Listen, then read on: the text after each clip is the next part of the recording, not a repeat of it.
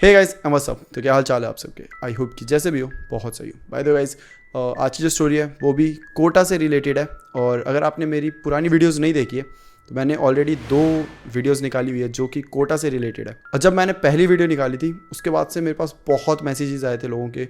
बहुत सारे लोगों ने अपनी स्टोरीज शेयर करी थी जो कि अभी कोटा में या तो रह रहे हैं या तो रह चुके हैं।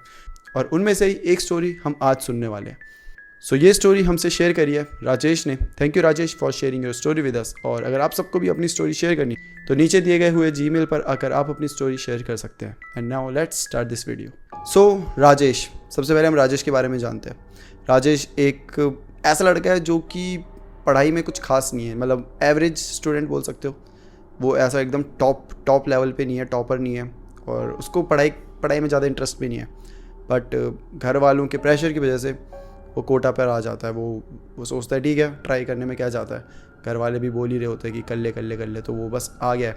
और वहीं पे कोटा में यहाँ उसने एक हॉस्टल देख लिया जहाँ पे वो अब रह रहा है। तो जब वहाँ पे भी रह रहा है तो भी वो पढ़ाई को लेकर कुछ सीरियस नहीं है।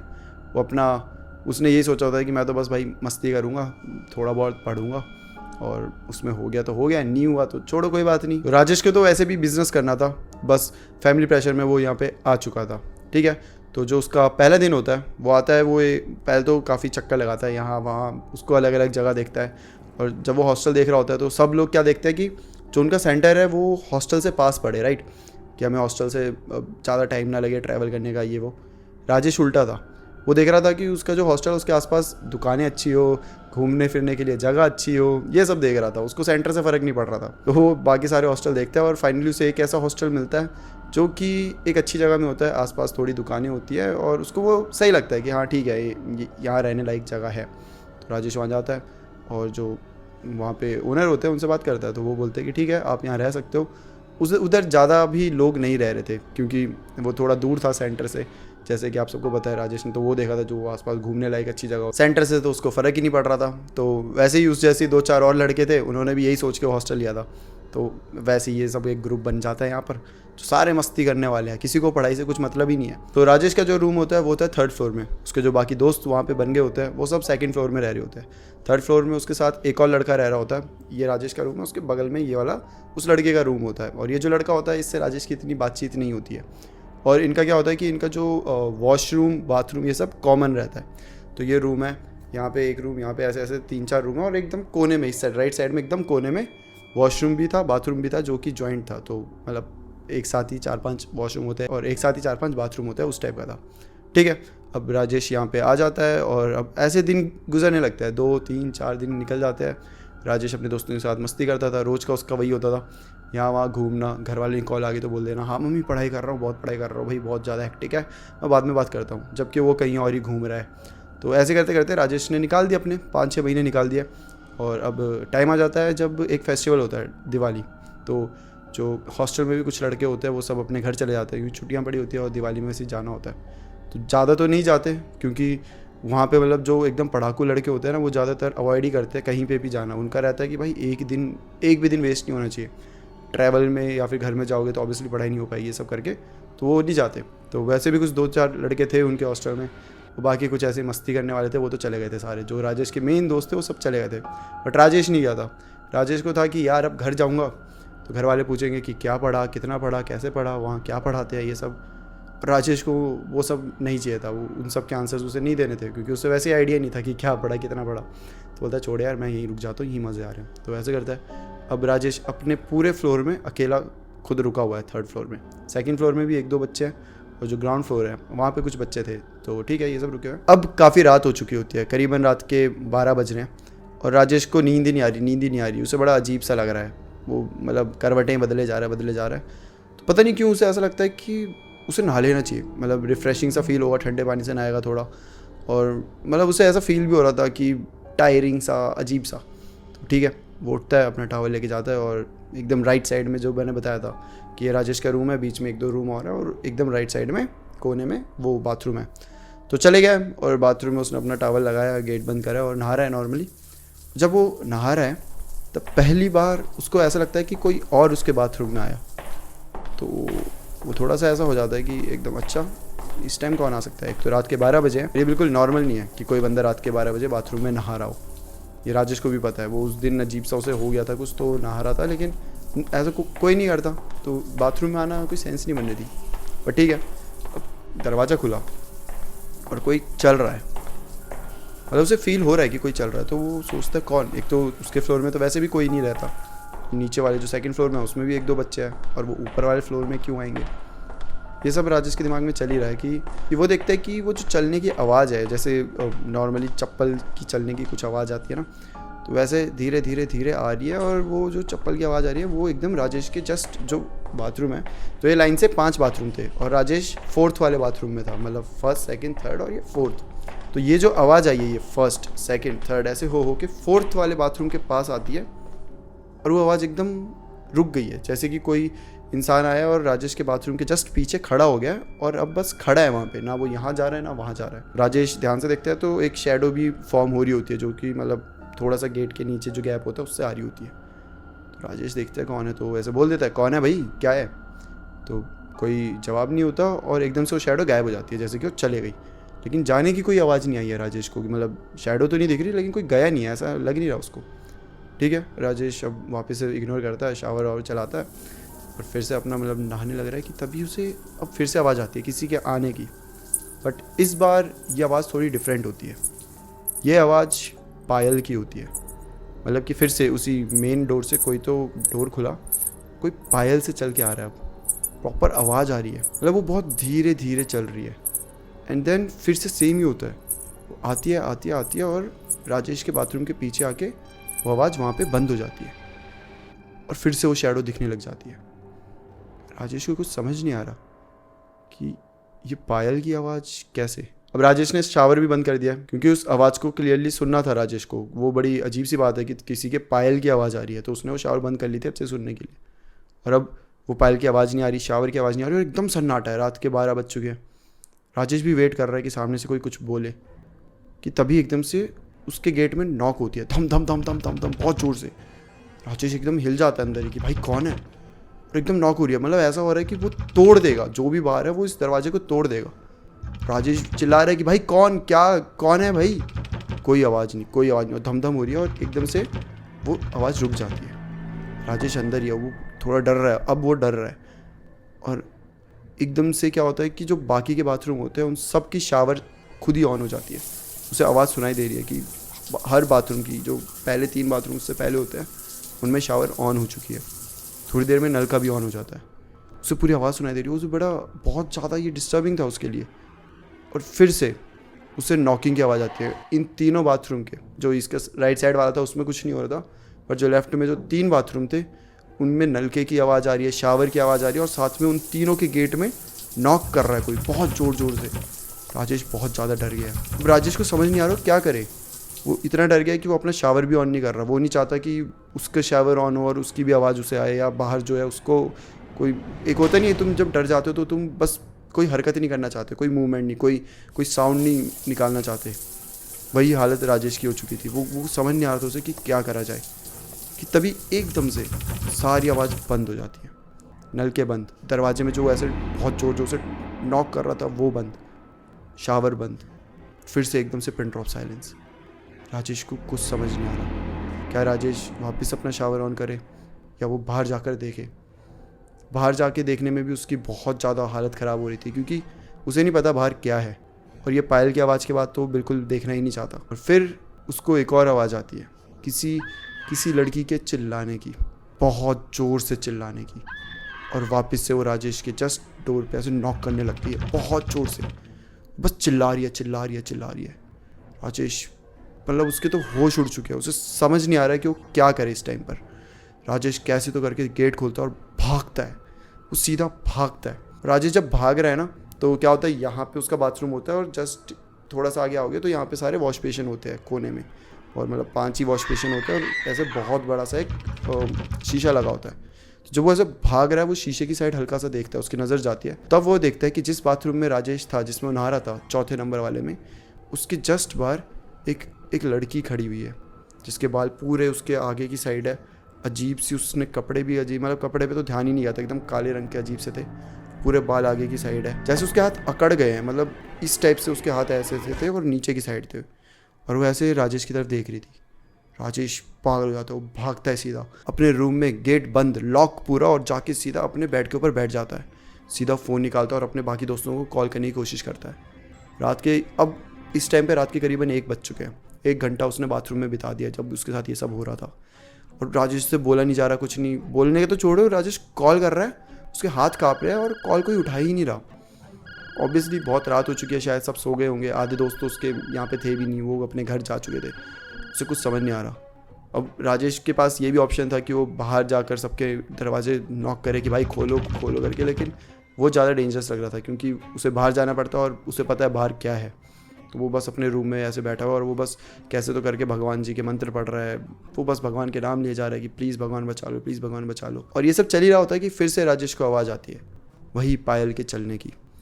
और वो आवाज़ उस कोने से आ रही है, वहीं जहाँ बाथरूम था, वहाँ से वो आवाज़ धीरे धीरे धीरे राजेश के रूम के पास आ रही है। राजेश को क्लियरली सुनाई दे रही है, बहुत क्लियरली। राजेश बहुत ज़्यादा डर चुका है कि क्या करा जाए। क्या वापस उसके रूम में नॉकिंग होगी? क्या वो जो औरत जो उसे दिखाई दी थी वहाँ पे, वो उसके रूम में आएगी? राजेश को कुछ समझ नहीं आ रहा। वो बस भगवान का नाम लिए जा रहा है, काँप रहा है। वो बस कैसे तो ये रात बीत जाए, वो बस प्रे कर रहा है कि वापस से उसके रूम के पास वो आवाज़ आकर रुक जाती है। अब इस टाइम पे राजेश ने ऐसे एक चादर ओढ़ लिया, आंखें बंद कर लिया, चादर ऐसे ज़ोर से पकड़ लिया। मतलब जब हमें डर लगता है तो हमें ऐसे ही लगता है कि बस हम रात चादर कंबल ऐसे ज़ोर से ओढ़ ले तो जो भी है वो बाहर ही रहेगा, अंदर नहीं आ सकता। राजेश को भी इस टाइम यही लग रहा था। वो आंखें बंद कर रहा है, वो खोलना ही नहीं चाहता, वो सुनना नहीं चाहता, कान बंद कर रहा है कि अब एकदम से पिन ड्रॉप साइलेंस हो गया, कुछ सुनाई नहीं दे रहा। राजेश कान बंद करके बस प्रे कर रहा है कि भगवान प्लीज़ 2-3 घंटे निकल जाए, सुबह हो जाए, एक बार मैं भाग जाऊँगा, मैं यहाँ रहूँगा ही नहीं, बस ये रात निकल जाए।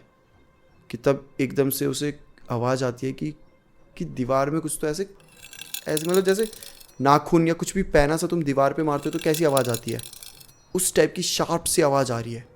राजेश को कुछ समझ नहीं आ रहा कि ये क्या हो रहा है, क्यों ये आवाज़ आ रही है। उसे ये पता है कि जो भी है ये वही है, वो जो उसे बाथरूम में दिखी थी, ये हो ना हो उसी के काम है। और ये आवाज़ जस्ट उसके बेड के बगल से आ रही होती है। मतलब ये बेड है, यहाँ बगल में दीवार है और इस दीवार में ऐसे कोई खरोच रहा है। राजेश ने कान बंद कर लिया, पूरी तरीके से अपनी आंख बंद कर लिया कि अब जो भी होगा देखा जाएगा, बस भगवान जी मुझे बचा लो। और वहाँ से आवाज़ आ रही है और एक टाइम पे ये आवाज़ इतनी शार्प हो गई है कि उसका सर दर्द करने लग गया। इतनी मतलब वो चिल्ला तो नहीं पा रहा, चिल्लाना चाह रहा है। वो ऐसे एक वो नहीं होता तुम ऐसे कर रहे होते हो कि पूरी जान से अपने कान पकड़ लिया, चिल्लाना चाह रहे हो बट चिल्ला नहीं पा रहे, क्योंकि तुम्हें ये भी डर है कि कोई और सुन लेगा। कोई और का मतलब जो बाहर वो औरत है वो सुन लेगी, तो तुम कोई साउंड नहीं निकालना चाहते, तुम बस कान बंद कर रहे हो। और धीरे धीरे आवाज़ इतनी बढ़ रही है कि एक टाइम आता है, राजेश हटाता है चादर और देख लेता है कि आखिर है क्या ये चीज़। जब वो देखता है तो राइट साइड में कुछ भी नहीं होता, दीवार एकदम सही है, सब कुछ साफ़ है, मतलब कुछ ऐसा खरोचने का कोई निशान नहीं, कुछ नहीं। राजेश को समझ नहीं आ रहा कि क्या चल रहा है। बहुत ज़ोर ज़ोर से सांसें ले रहा है, हिम्मत करके वो आगे पीछे देख रहा है। वो अब माइंड में वो रेडी हो चुका है कि उसे एकदम से कुछ भी दिख सकता है, तो वो बस उसी टाइप से देख रहा है कि भाई एकदम से यहाँ दिख जाएगा, वहाँ दिख जाएगा, ऐसे करके। और वो दीवार में देख रहा है, उसे कुछ नहीं दिख रहा कि तभी उसकी नज़र ऊपर की साइड पड़ती है। जब ऊपर की साइड वो देखता है तो जो दीवार का जस्ट ये ऊपर वाला जो कोना होता है, वहाँ पे एक औरत उसे ऐसे लटकी हुई दिख रही है। वो प्रॉपर दीवार में ऐसे चिपकी हुई थी, अजीब से एंगल से। और राजेश वो देख के पागल हो जाता है, वो उसे समझ नहीं आ रहा। और वो औरत जस्ट उस राजेश को ऐसे देख के हंस रही है। और जैसे ही राजेश वहाँ से ऐसे उठता है भागने के लिए, वो औरत बहुत ज़ोर से चिल्लाने लग जाती है। राजेश पागल हो जाता है। राजेश अपना दरवाज़ा खोलता है और भागता है। वो सीधा नीचे वाले फ्लोर में जो वो दो तीन लड़के रह रहे होते हैं उनके दरवाज़ों बहुत ज़ोर से ठोकने लग जाता है कि खोलो खोलो खोलो। 2-4 मिनट में सब एकदम बाहर आ जाते हैं, बगल वाले, अगल वाले, नीचे वाले सब आ जाते हैं। राजेश से पूछे क्या हुआ, तू इतने ज़ोर से क्यों चिल्ला रहा है, पागल हो गया क्या हो गया, देख लिया क्या तूने कुछ? जिस पर राजेश बोलता है कि हाँ, मेरे रूम में एक अजीब सी लड़की है, वो अजीब से उसके हाथ ऐसे से है और वो देख रही है मुझे, चिल्ला रही थी। राजेश सारा जो भी उसके साथ हुआ होता है वो सब बता देता है।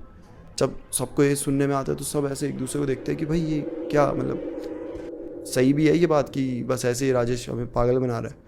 वो जो उनमें से एक सीनियर होता है जिसका लास्ट ईयर चल रहा होता है, मतलब उसका रिपीट में होता है, तो इन सबसे बड़ा ही होता है। तो वो बोलता है कि एक काम कर, तू आज मेरे साथ सो जा आराम से, फिर कल सुबह देखते हैं क्या होता है, ठीक है? तो राजेश बोलता है ठीक है भैया, जैसा आप बोलो। राजेश जाता है और उस भैया के साथ ही सोता है पूरे टाइम। सोता तो क्या ही है, उसको नींद तो वैसे ही नहीं आ रही होती है, बस ये है कि अब कोई साथ में है और अगल बगल भी लोग हैं तो उसे थोड़ी सी हिम्मत मिली है। सुबह हो जाती है। सुबह जब होती है राजेश को बहुत तेज़ बुखार होता है, बहुत तेज़। सब देख रहे होते हैं कि राजेश ने जो कल रात को बोला था वो सच था, मतलब पागल नहीं बना रहा, क्योंकि बुखार हो चुका है। वो इतना डरा हुआ था और भैया भी देख रहे थे उसकी हालत कि हाँ भाई ये पूरी रात भर पागलों की तरह यहाँ वहाँ देख रहा था, बहुत अलर्ट मोड में था और अजीब मतलब डरा हुआ था। तो सब राजेश से पूछते हैं कि क्या हुआ, तूने क्या देखा ऐसा, क्योंकि क्यूरियोसिटी सब में होती है। सबको जानना है भाई हमारे हॉस्टल जहाँ हम रह रहे हैं वहाँ हो क्या रहा है आखिर। जब राजेश फिर से ये सारी चीज़ें दोहराता है तो सब डर जाते हैं।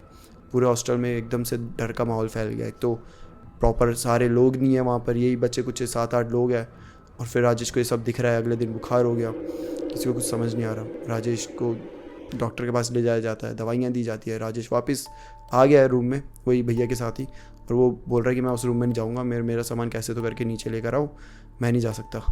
फिर ये सब क्या करते हैं, ये जितने भी लोग होते हैं ये बगल वाले उसमें जाते हैं, जो बगलों में दुकानें जो होती है। जैसे कि मैंने बताया था कि ये हॉस्टल ऐसी जगह था जहाँ आसपास दुकानें थी, तो एक एक दुकानों में जाते हैं तो पूछते हैं कि यहाँ कुछ हुआ था क्या बहुत पहले या कुछ भी ऐसा, क्योंकि हमें ऐसा फील हो रहा है। 2-4 दुकान वाले बोलते हैं कि हमें कोई आइडिया नहीं है, मतलब हमें नहीं पता, हम तो अभी आए हैं, 2-4 साल ही हुए। बट वहाँ पे एक दुकान थी जो काफ़ी पुरानी थी और वहाँ पे बूढ़े अंकल बैठते थे। तो ये सब जाते हैं और भैया उनसे पूछते हैं, जो जिनके साथ राजेश रह रहा होता है ना, वो भैया अंकल से पूछते हैं कि चाचा जी यहाँ पे कुछ ऐसा हुआ था क्या, मतलब हमें कल ऐसा फील हुआ और मेरे दोस्त की तो ऐसी बुरी हालत हो गई। तो जो चाचा जी होते हैं, जो वो अंकल जी होते हैं, वो बताते हैं कि बेटा इस हॉस्टल को बने हुए कम से कम 10-15 साल हो चुके हैं, लेकिन उससे पहले यहाँ पर एक फैमिली रहा करती थी। उनका बहुत बड़ा घर था और एक रात को कुछ ऐसा हुआ जिसकी वजह से पूरी फैमिली इस घर को छोड़कर चली गई थी। तो उन अंकल ने बताया कि वो जो फैमिली थी उधर एक औरत रहा करती थी, उसका हस्बैंड और उस औरत की एक बेटी, बट उनके साथ एक लड़की और थी जो कि वो जो हस्बैंड था उसकी दूसरी बीवी से थी, और वो फर्स्ट बीवी थी, फर्स्ट वाइफ थी जिसकी डेथ हो गई थी। तो ये लड़की रह गई और देन इस हस्बैंड ने एक और शादी कर ली। तो ये जो फर्स्ट वाइफ से जो डॉटर हुई थी, इसको ये तीनों अच्छे से ट्रीट नहीं करते थे, बहुत बहुत बुरा ट्रीट करते थे, क्योंकि ऑब्वियसली जो वो माँ है वो अपनी बच्ची को ही प्यार करती थी और ये इसे बोझ ही समझती थी कि अब तेरी माँ तो रही नहीं है, तू फालतू में हमारे साथ अटक गई हमारी फैमिली के साथ। तो उसे बोझ की तरह ही ट्रीट किया जाता था कि जा काम कर, जा ये कर, जा वो कर, ऐसे करके। और जितना भी प्रिविलेज था, प्यार था, सब वो सिर्फ अपनी सगी बेटी को ही करती थी। और ऐसे करते करते एक टाइम आता है जब ये जो लड़की होती है, ये लड़की इतनी ज़्यादा डिप्रेस्ड हो गई होती है इन सब चीज़ों के चलते कि वो वहाँ पे अपनी जान ले लेती है। जो 3rd फ्लोर था, जो बाथरूम था, वहाँ पर वो अपनी नस काट के अपनी जान ले लेती है। लड़की के जाने के बाद भी ये लोग उस लड़की को नफरत ही करते थे कि अच्छा हुआ चली गई, अच्छा हुआ अब हम खुशी से रह सकते हैं, ये वो। और इतना सब हो जाने के बाद भी इन्होंने उसका क्रियाक्रम नहीं किया, कुछ नहीं किया जो एक मौत के बाद करा जाता है ना, कुछ नहीं किया। ना उसके डैड ने करा, ना मॉम ने, किसी ने भी नहीं। उनके लिए शायद ये एक सही में बोझ ही था जो कि अब चला गया था, तो ये बस खुश थे।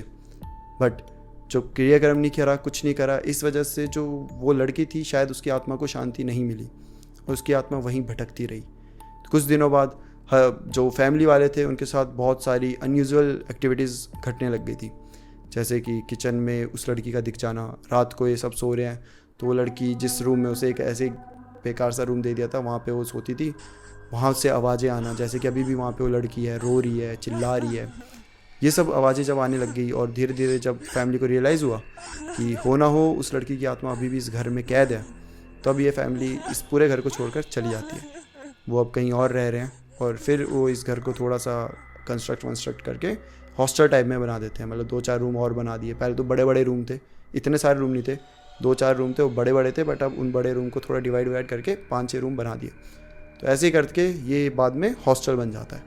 तो शायद हो ना हो अभी भी इस हॉस्टल में उस लड़की की आत्मा कैद है। और जो राजेश ने पिछली रात को एक्सपीरियंस करा था, जिसे उसने देखा था, जो कि वॉशरूम के पार या फिर उसके रूम के अंदर उसे डरा रही थी, ये वही आत्मा थी, उसी लड़की की आत्मा। जब ये सब बाकियों को पता चलता है तो उसी दिन सारे जो लड़के होते हैं वो डिसाइड करते हैं कि भैया इस हॉस्टल में हम नहीं रह रहे। ओनर को तो गंदा ही सुनाते हैं कि भाई तुमने हमें बताया नहीं, तुम पागल हो क्या, ये वो करके, और हम तुम्हारी कंप्लेंट करेंगे, तुम कहीं के नहीं रहोगे, ऐसे करके उन्हें बहुत सुनाया। तो ओनर ने भी कुछ नहीं बोला। इनफैक्ट जो पैसे थे, जो मंथली पैसे लिए थे, वो भी वापस दे दिए कि भैया आप पैसे रख लो, बट प्लीज़ कंप्लेंट मत करना, कुछ मत करना, बहुत बदनामी होगी और फिर आपके बाद भी कोई इस हॉस्टल में नहीं आएगा। तो ऐसा होता है, राजेश अपने पैसे लेता है, जो साथ के 4-5 लोग होते हैं उस टाइम वो भी अपने पैसे लेते हैं, और फिर ये सब अलग अलग हॉस्टल में जाके शिफ्ट हो जाते हैं। और राजेश तो बोलता है मैं अपने घर जा रहा हूँ, मेरे को रहना ही नहीं है यहाँ पर, मुझे अब बिल्कुल, मतलब ऑब्वियसली जिसने ये सब देख लिया वो उसको बोलो तुम एक काम करो, अलग से हॉस्टल में अकेले रह लो, अकेले रूम में रह लो, तो उसको तो वहाँ पे भी ये सब फील होगा ना, उसने तो ये सब चीज़ें देख लिया, तो उसके लिए तो एक काइंड ऑफ अ ट्रॉमा है, और ऊपर से उसकी तबीयत भी सही नहीं है, तो अपने घर चले जाता है। और वो वहाँ पे जाके घर पे बहुत क्लियरली बोल देता है कि मैं अब नहीं जाऊँगा, मुझे भाई बिज़नेस ही करना है, मैंने ना तो तब पढ़ाई करी थी, और अगर आप वापस से भेजोगे मैं अभी भी कुछ खास पढ़ाई करूँगा नहीं, मैं बिज़नेस ही करना चाहता हूँ। तो थोड़ा होता है वहाँ पे अनबन होती है घर वालों की और राजेश की, काफ़ी आर्ग्यूमेंट्स होती है, बट एक टाइम बाद घर वाले भी समझ जाते हैं, और आज के टाइम पे राजेश अपना बिज़नेस कर रहा है, अच्छे से कर रहा है और बढ़िया चल रहा है। तो ये थी गाइस राजेश की स्टोरी, ये थी राजेश के कोटा की स्टोरी। तो दैट्स इट फॉर टुडे। और एक अच्छी बात यह है कि जब भी मैं कोटा की स्टोरी निकालता हूँ या फिर ऐसे जैसे अभी ला रहा हूँ, तो काफ़ी मुझे मैसेजेस आ जाते हैं जिसमें लोग अपने कोटा के एक्सपीरियंस शेयर कर रहे होते हैं, तो जिससे मुझे समझ आ रहा है कि काफ़ी कुछ घटता है वहाँ पर, मतलब मुझे पता ही नहीं था कि इतना सब वहाँ पे होता है। बट या अगर आप भी कोटा में रह रहे हो या किसी भी हॉस्टल में रह रहे हो तो प्लीज़ अपना ध्यान रखना गाइज, और ऐसे इग्नोर मत करना हर चीज़ को, थोड़ा बी केयरफुल। सो या दैट्स इट फॉर टुडे, फिर मिलते हैं हम किसी और टॉपिक के साथ। और आपको ये सीरीज़ कैसी लग रही है, हम एक कोटा की अलग से सीरीज़ ला सकते हैं, मैं देख रहा हूँ कि आप सबको काफ़ी पसंद आ रही है ये, तो अगर आप चाहो तो हम इस पर 2-4 और वीडियोज़ ला सकते हैं, मतलब मेरे पास अच्छी खासी स्टोरीज़ पड़ी है, और शायद इस वीडियो के बाद और भी आएंगी। तो बताना मुझे कमेंट में कि आपको सीरीज़ कैसी लग रही है, और अगर आपने मेरी बाकी 2 वीडियोज़ नहीं देखी तो वो भी जाके आप चेक कर सकते हैं। So that's it for today, फिर मिलते हैं हम किसी और टॉपिक के साथ, तब तक के लिए bye bye and take care.